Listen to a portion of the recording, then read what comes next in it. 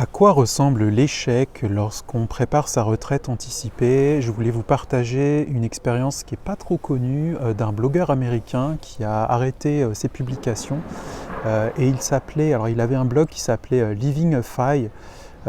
Donc c'est en gros en français vivre une vie financièrement indépendante.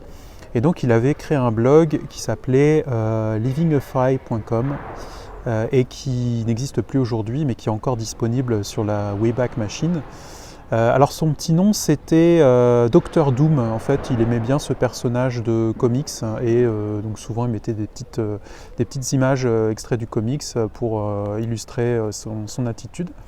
Bref, cette personne bloguait dans les années 2010 et en fait a approché une situation d'indépendance financière. Il a pris sa retraite en anticipé et il partageait son expérience, comme beaucoup de blogueurs le faisaient à l'époque. Le problème, c'est que quelques années plus tard, il a eu un énorme problème de santé et il a eu un divorce. Donc les deux conjugués font que, surtout quand il était américain, les problèmes de santé ça peut coûter très cher. Son assurance ne prenait pas en charge finalement ses frais de santé.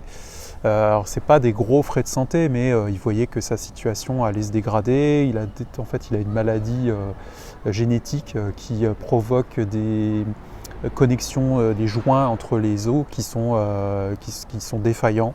Donc c'est quelque chose de progressif. Et qui dégénère en fait dans une maladie très incapacitante.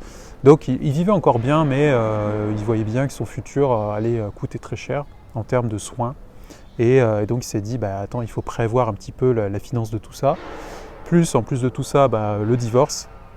Sa femme, bon je ne rentre pas dans les détails, on s'en fiche un peu, mais en tout cas il a vu que ses dépenses ont augmenté suite au divorce d'environ 30%.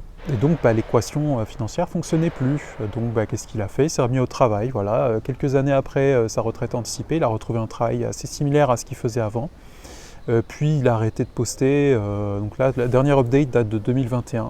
Ensuite, il a supprimé son blog. Donc je suppose qu'il n'avait plus grand chose à partager. On ne sait pas s'il a repris une retraite plus tard.